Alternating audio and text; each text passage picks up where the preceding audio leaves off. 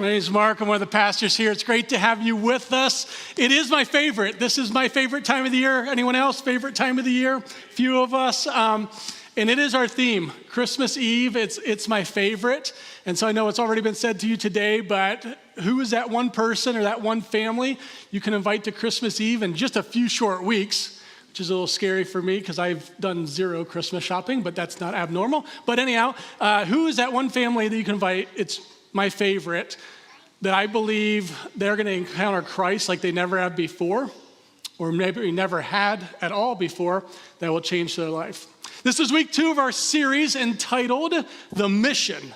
And so last week we talked about really three things. The three things were that God by his nature is mission, that God is a calling God, and that then Abraham, when God called him, that he left. God is mission, that God is a calling God, and that Abraham left as soon as God said, I want you to go somewhere. And so we're going to continue with this series today, and the message is entitled that the mission, sending. That God by his nature also is a sending God. And what does it mean to be a sent people? And so with that in mind, I was thinking about, when we was looking at the text, we're going to be in Isaiah 6 in a little bit. I was thinking about, in my 20s, I was notorious for losing my wallet and my keys. Anyone ever misplace anything? Okay, so that should be every hand. Some of you have an issue with truth. That's okay. Right, we've all misplaced. Well, I was horrible. I mean, no joke, about every 3 weeks I would lose my wallet. Some days I would lose it for a day. Sometimes I would lose it for 3 days or more. Sometimes I was just calling and canceling every credit card or getting a new license.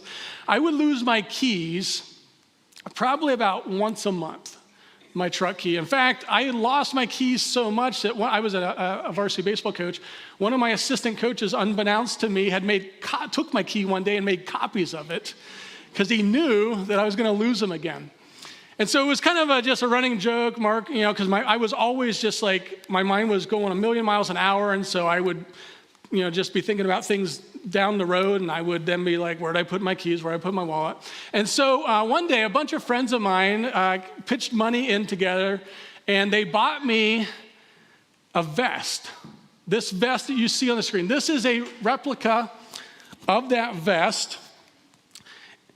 That vest had over 30 pockets in it, okay? It was the coolest vest ever. I wore that vest everywhere. Now, I will say I was single at the time. I would wear it over my winter jacket. I would wear it, you name it. So in that vest, I could have in my upper left would be my cell phone. I would have my keys here. I would have my earbuds for working out, for the gym here. There were pockets inside. I could put my wallet. I could put all kinds of other things. I had one just for coins. I was an athlete, so I guess I was always kind of maybe in the cooler crowd, but I by nature am a geek. And so in the back of that was this huge pocket that I always had my laptop. Oh, I'm serious. There was a pocket inside where I could put my book. I always had a book with me. You're like, yeah, you are a geek. Well, I don't care. I'm comfortable with who I am, okay? It was so cool. I was one of the coolest guys in town. It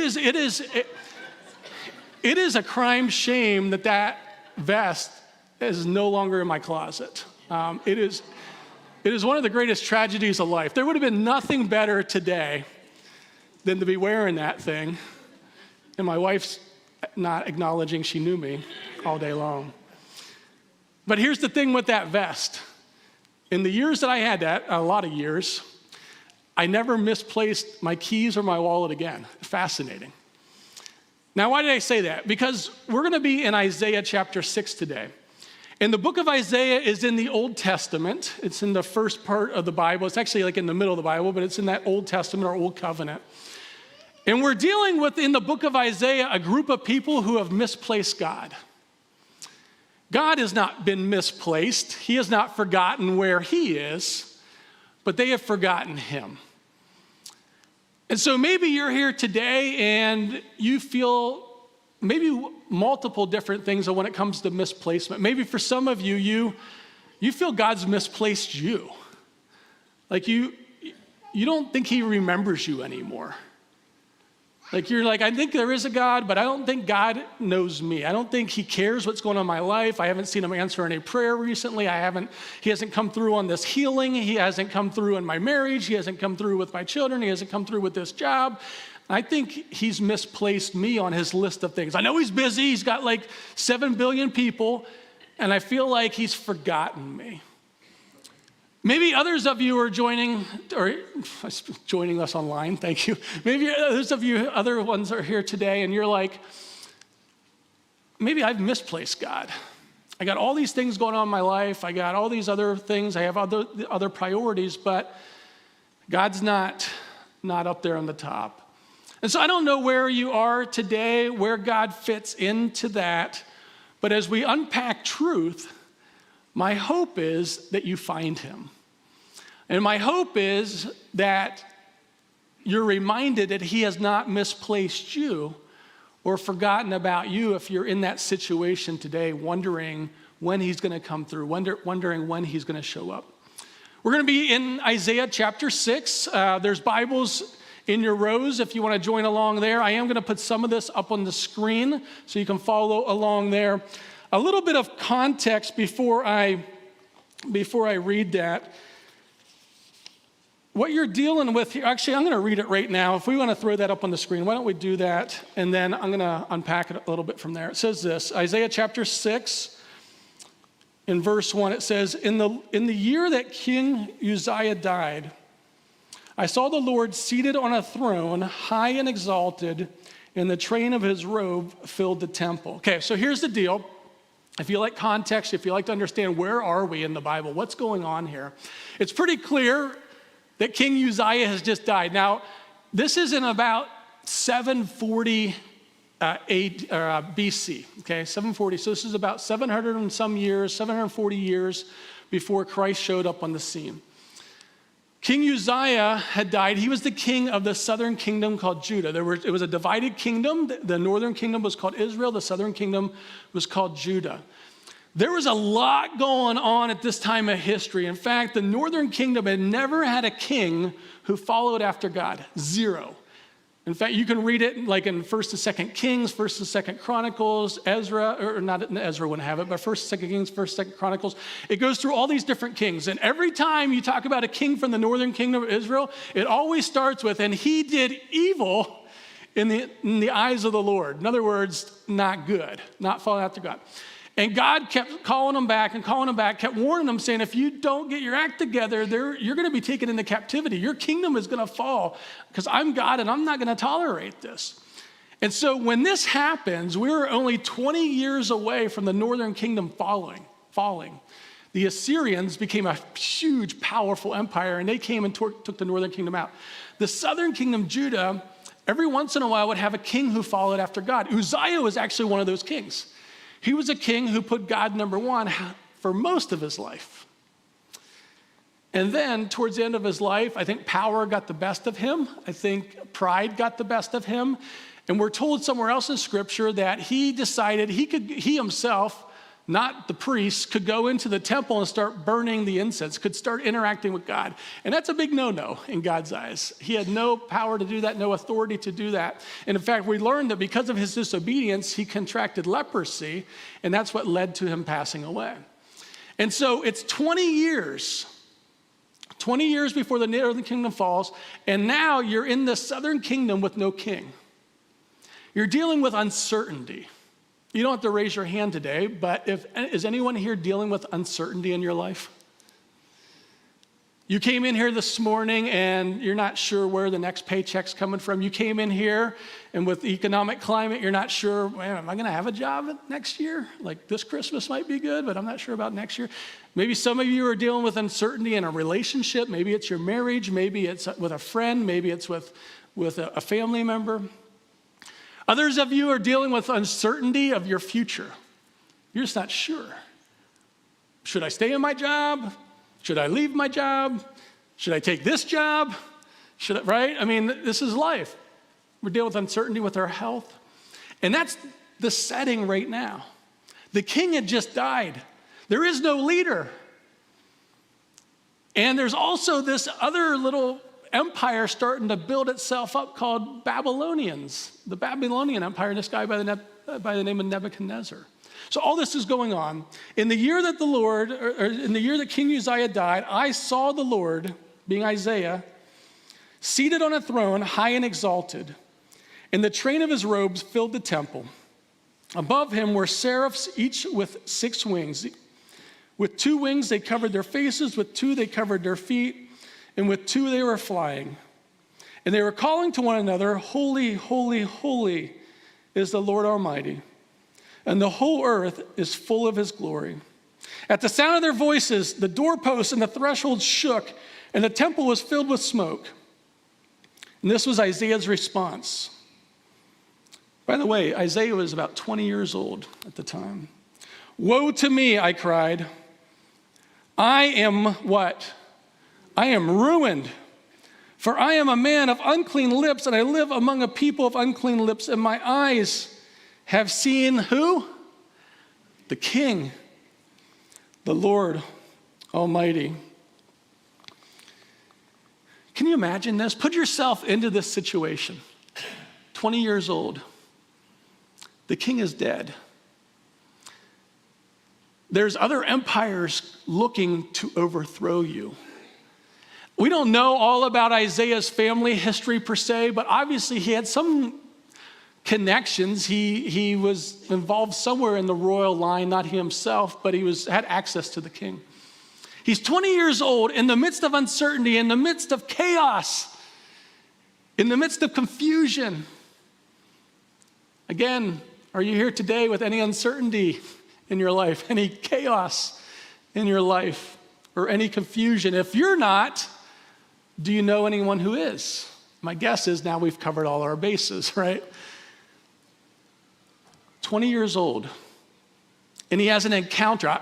I told someone earlier today that group who prays with me, I said I could preach, I think, 8 sermons today on the first 6 verses.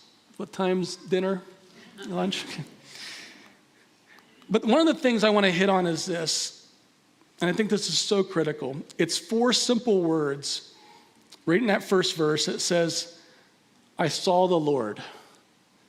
I saw the Lord. What you're going through today, what maybe a family member is going through, what you're wrestling with, can you say that I see God in the midst of it? I think that's so fascinating. He said, I saw the Lord. It's so easy to misplace God in the midst of all our stuff, isn't it? It's so easy to get bogged down into, am I going to have enough month for my money? It's so easy to get bogged down into, how's this relationship going to pan out? It's so easy to get bogged down into all the uncertainties of life. And we miss that God is there. We miss that he's always there. He has not forgotten you. He's not like my keys and he's not like my wallet before the best vest that ever came to this earth. He sees it all. And he sees you right now. And that's the first hope I want to give you. I don't know what you're going through. I don't know and you don't either, what's coming up on your horizon that's going to have uncertainty with it. I don't mean to be Debbie Downer or anything like that, but right, if we're not going through a trial right now or through uncertainty, it's coming at some point, right? It's just life. My life has not gone this way, up and to the right. Be great. It's been more like this, right? And I guess yours have been too. But he saw the Lord. Now here's what happened. Here's one of the first takeaways I want to deal with today. When he saw God, when he had an encounter with God, what was his response? Wow, I am so perfect. I have my life so together. I am so holy. No, his response was, woe to me. Woe to me, I am ruined. Now, why did he have that response? And why is it so important for us to hit this today before we get into his response thereafter? When you and I encounter God, I'm not talking about like you read the Bible or you come to church or you listen to a podcast or you know someone who knows God. When you and I actually encounter God, and we realize how holy he is and how perfect he is and how big of a deal our sin is, our response will be just like his. Woe to me. In other words, it hits you. I don't know if you've ever had that. Have you ever had that experience in your life when you experience God in his presence? You're maybe not even looking for it. Or maybe you did ask for God to reveal his presence to you in a powerful way, his holiness to you in a powerful way.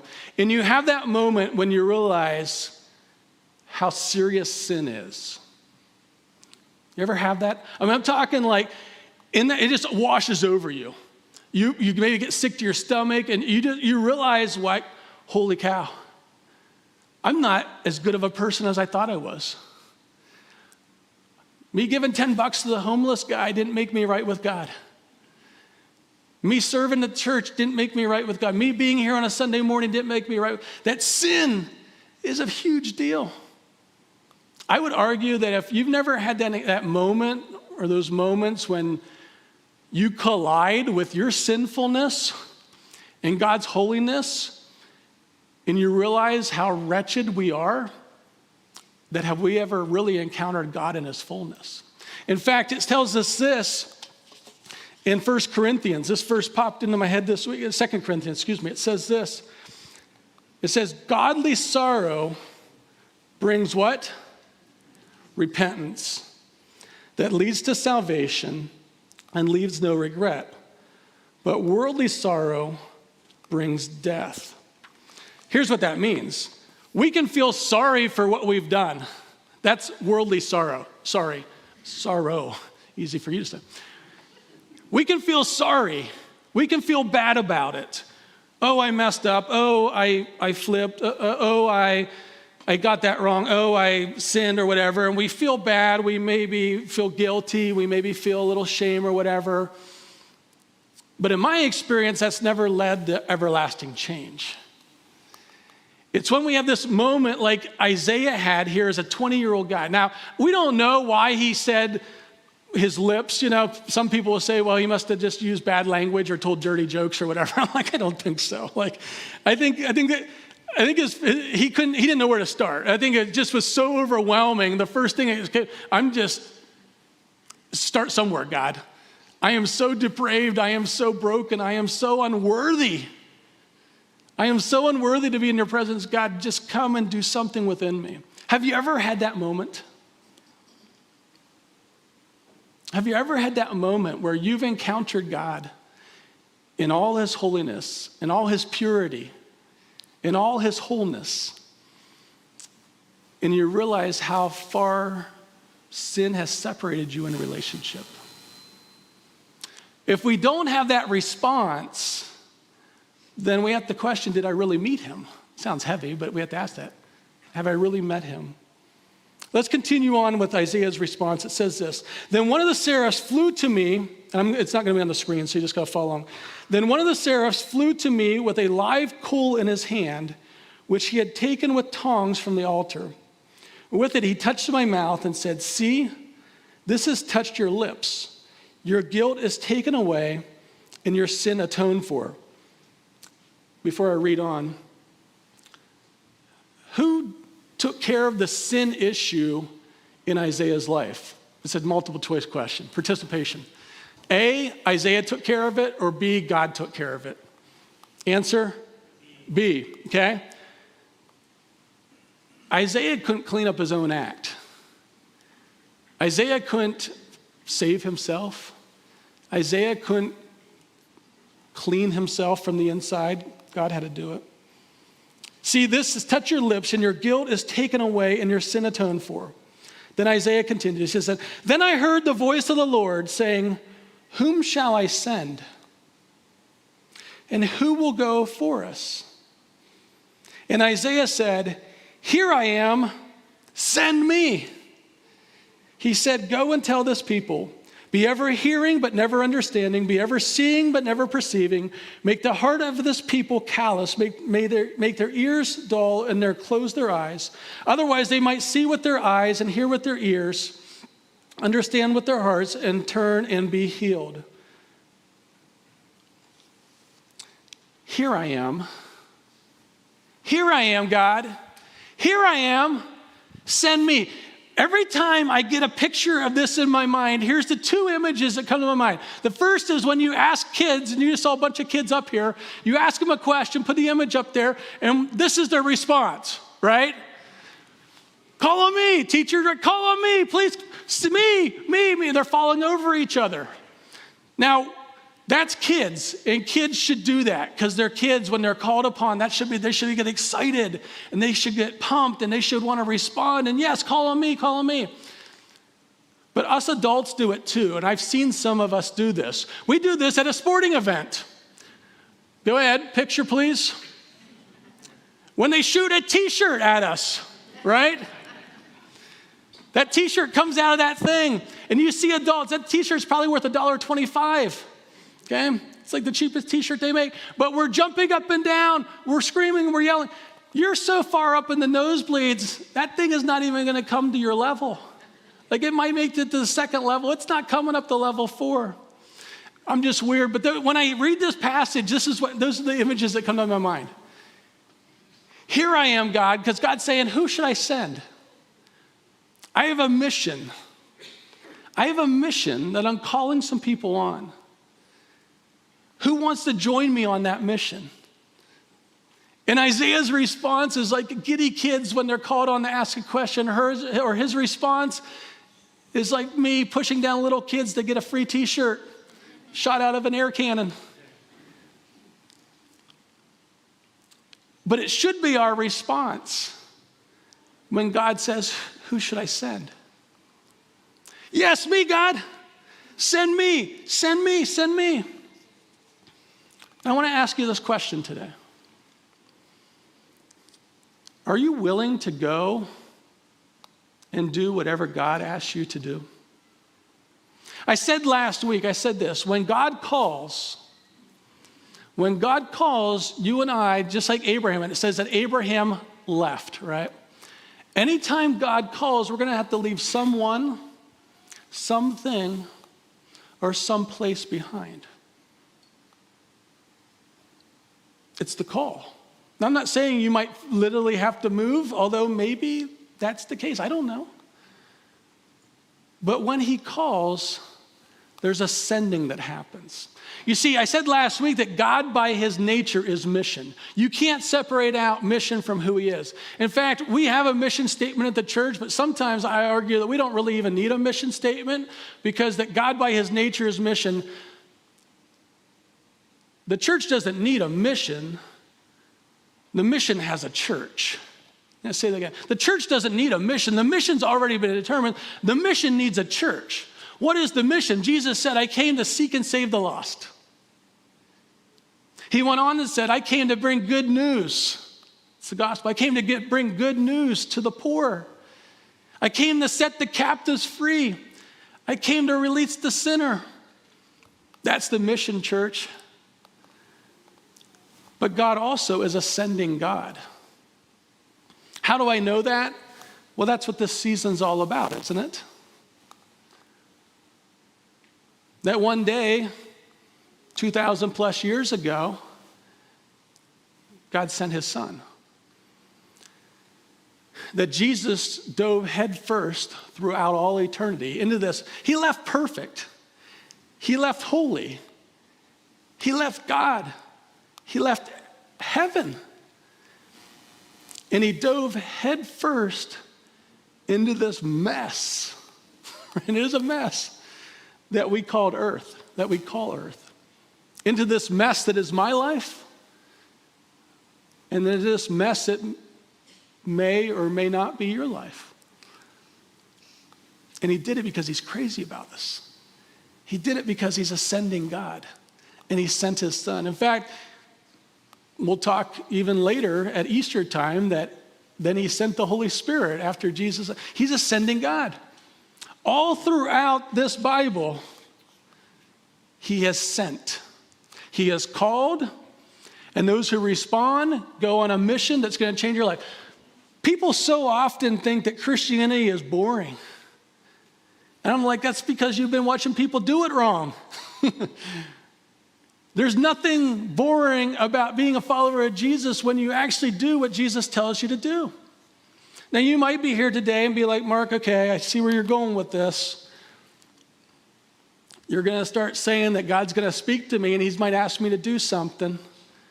How about we bring the kids back up? I'm having them sing another song. They did a great job. Yeah, I might. It's not me. It's God. And as you're sitting there, maybe starting to process, and I know over the last 6 weeks, so many of you have reached out from the Idol series and then even going into last week. And I've had so many conversations, more conversations in the past week about people starting to sense God's up to something than I've had maybe in the last couple of years, which is pretty stinking cool. A little scary too, right? If you're on the receiving end. But you might be saying, Mark, I can't respond. I know Isaiah was 20, but he was special. And he would say, oh, no, I'm not. Like, did you read what I said? When I encountered God, I was broken. I realized how holy he was and how unholy I was. You might be like, I'm too young to answer the call. Mark, I'm too old to respond to whatever he's asking me to do. You might say, Mark, I'll say yes to him. I'll say, yes, here I am, send me. I'll do it when I get my debt paid off. Once the house is paid off. When there's more money in the bank account. When I get these other things figured out in my life, that's when I'll be ready. When the kids get older. When they graduate from college. Well, Mark, I don't know enough about the Bible. When I figure this out more, then I'll join him on his mission. And the list of objections go on and on, don't they? I've come up with a good few myself over the years. I still do. But I just want to ask you today, do you sense he's asking you to do something? Do you sense he's asking you to go somewhere that you've never in your wildest dreams thought you would go? And I'm not saying, when you say that, everyone thinks I'm going to say you need to move to Uganda. Probably not, okay? But I shared last week, there's some guys here in the church that are saying, when God said, who's willing to go? They said, here we are. Send us to that jail over on 25A to bring Alpha to them. 2 ladies that I shared about last week who said, when God said, are you willing to go? They're like, God, here I am, send me. Where do you want me to go? And God said, I want you to go start Alpha for these teenagers here. Okay. And they met last week and they're pumped. Some of you have probably been recruited to be table leaders. And there's the other person who has a passion for people who are dealing with recovery issues. And God said, are you willing to go? And she said, here I am. Here I am. Send me. And she's going to start something with them. What's this look like for you? There's an old song, I'm not going to sing it. We're not going to even sing it, but it's an old song called The Great Adventure. I think it was Michael W. Smith. And that song kept coming back into my mind a lot this week with this sermon. Because, folks, that's what it means to be a follower of Jesus. It's a great adventure. It's not ho-hum. It's not showing up here once a week for an hour. It's not giving. It's not serving. I mean, those are all great things. It's entering into the greatest adventure you can ever enter into. It's not going to get easier. There's nothing in this Bible. Anyone that preaches that you follow after God and it's going to get all easier is not preaching from this. But you're going to live a life that you never thought you could before. I was driving on Friday. I think I was driving to the gym, praying that someone would text me as soon as I got there. That's a joke from last week, that as soon as someone texts or calls me when I'm at the gym, that's the end of my workout. And I was I was just thinking about this sermon. People will ask all the time, how long does it take to write a sermon? Or I was like, I don't know, 15, 20 hours a week. But then you think about it for another 40. It's always on your mind. And I was just processing it, rehearsing it in my mind as I was driving to the gym.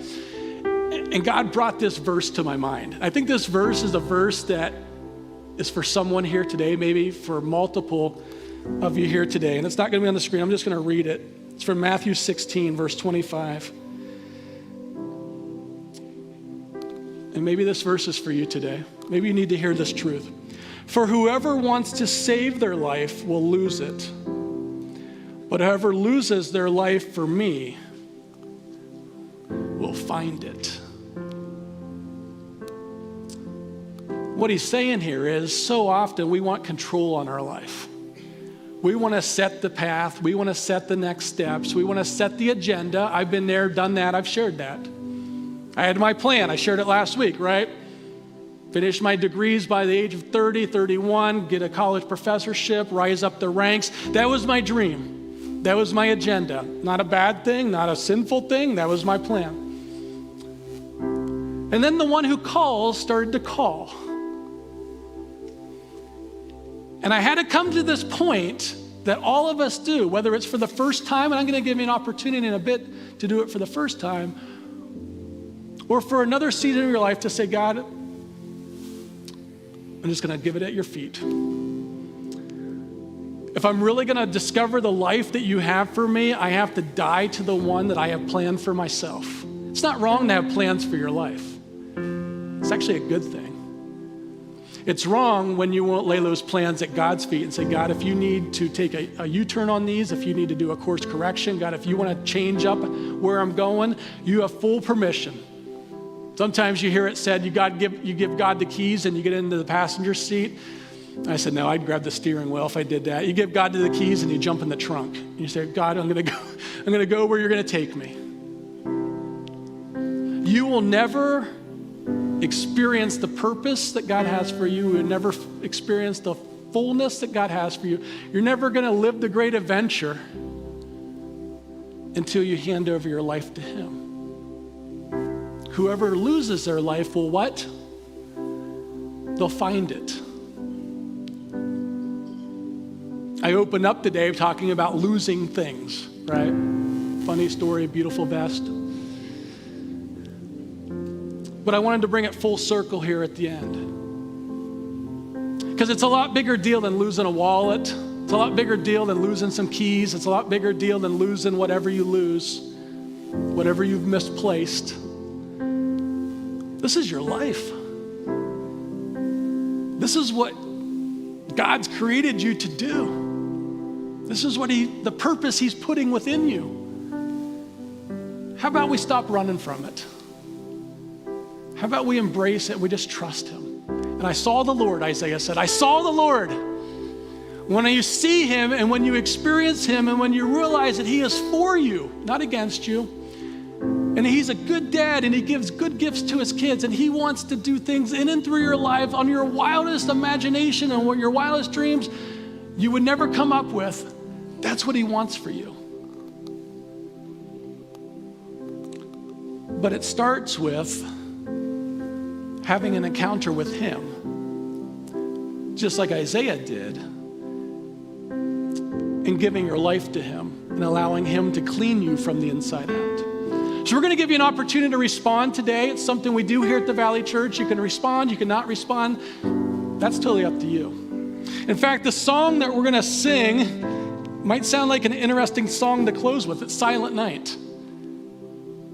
In some ways, I've been listening to this song a lot. It's an version of, it has Emmanuel tagged in with it. Emmanuel means God with us. Emmanuel means that God sent Jesus here. And so this song's going to come back then full circle on Christmas Eve. And I thought, you know what? What a perfect opportunity today to start the response that might culminate on Christmas Eve. I don't know. And so there's all kinds of different ways you can respond. There's the cross over here. Numerous of you came over last week and said, God, I'm giving this over to you. I'm turning my life over to you. God, I'm releasing my plans over to you. God, I'm going to trust you with my finances. God, I'm going to trust you with my children. God, I'm going to, whatever it might be. There's a giving box over there, the joy box, or you can give on. It's an act of worship. For some of us today, it might be writing that check or going online and saying, God, I'm tangibly going to say that I'm turning everything over to you. I'm going to start releasing this over, because until I release my bank account to you, you don't have my life. It's just truth. There's communion stations here. There's one in the back. Maybe just to come and do some business with the living Jesus. There's a prayer bench over here, a prayer station over here. If you just want to pray, you can kneel at your seat and pray. You can pray wherever, obviously. And there's candle. Maybe the candle today is just that courage to obey. We need courage to obey, don't we?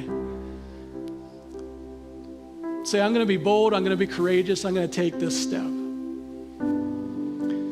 My prayer all week, actually for the last few months, frankly, as we've been preparing this series, is that not the content, not the sermon, not did it flow well, whatever the case might be, but that you would have an encounter with the living God every single week. My prayer this morning was that God's presence would so saturate this place that we would have moment after moment like Isaiah did when he came into the presence of God, and it would rock him. There would be that response of saying, God, just gut me of anything in my life that's impure. Gut me of anything in my life that is not of you.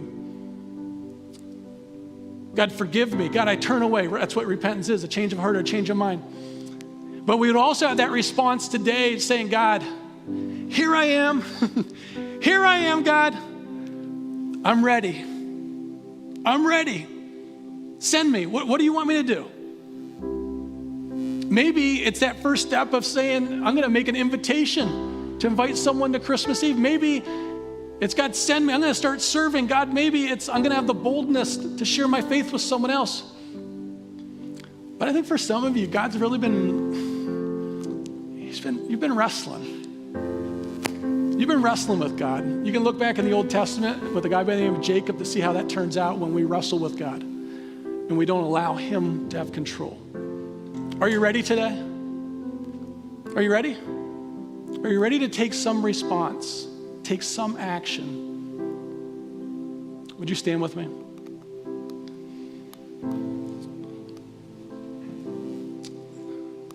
This is your I'm going to pray in a second. The band's going to come up and lead us in a song. This is your chance to respond. Whether it be one of the stations, whether it just be at your seat, maybe it's just you. Maybe it's just pulling back this chapter from Isaiah and reading it where you are and just allowing God's truth to soak in. But don't leave here today without responding. Don't leave here at least without asking him, God, is there something you want me to do? Come, Holy Spirit. Come fill this place. Father, by your nature, you are mission. You are a sending God. We are not called to play it safe. We are not called to just be secure. We are called to go on a mission. We are called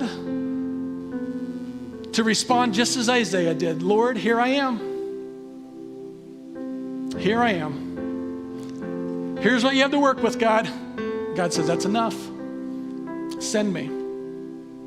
Whatever you ask me to do, God, I'm going to live open-handed, and I'm going to say yes to you. Let's say yes to the one who created us.